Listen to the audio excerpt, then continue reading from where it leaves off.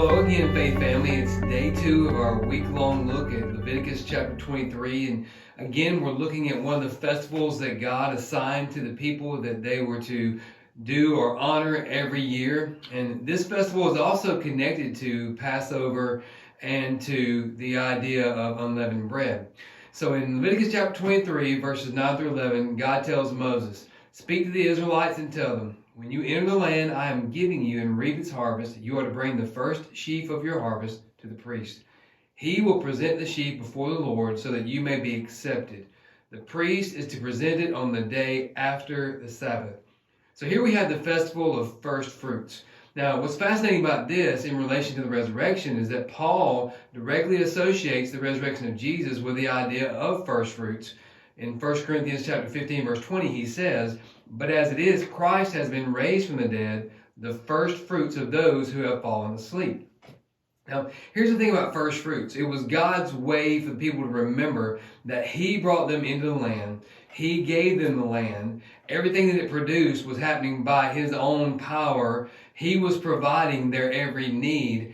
And so as a demonstration of their belief and their faith and their trust and their appreciation, they were to bring the very first, which was often associated with being the very best of the fruit, and offer it back to God in an act of worship, given, it says here, by the priest, presented to the Lord on their behalf.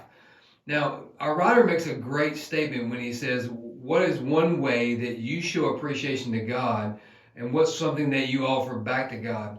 And we think about that, and we oftentimes think about tithing as one of those things, and certainly that is part of it. When we give back to God sacrificially, and you oftentimes hear me try to say, let's don't necessarily think in terms of tithe, because that means tenth. And that was just one element of a much broader giving system for the Jews. But when we think about giving sacrificially back to God, there are several things that we're doing with that. Number one, we're recognizing that God has blessed us. He's blessed us with the talent to do what we're doing to make money. He's blessed us with the ability physically to be able to go out and do that. He's blessed us with the job that we have, which hopefully we enjoy and we love, and we're also rewarded for that job. When we give back to God financially and sacrificially, we're acknowledging Him to be the source of the talents that we have, Him to be the provider of the job that we have. And so we're showing thankfulness to Him for that. But it's not just money. That's not the only way that we honor God. We also honor God when we give back of the talents. Let's just say God's blessed you with a beautiful voice. And so a first fruit for you would be to be a part of the worship team, to be a part of, maybe it's an instrument you play, to be a part of our praise orchestra. There's so many different ways that you would do that. Let's just say God's gifted you to understand the scriptures and then to explain them to others. Clearly, you'd be a great facilitator in one of our small group ministries. And so when you surrender that back to God, not just in a way of participating in the discussion, but in facilitating that discussion, then you're showing appreciation to God for giving you that gift.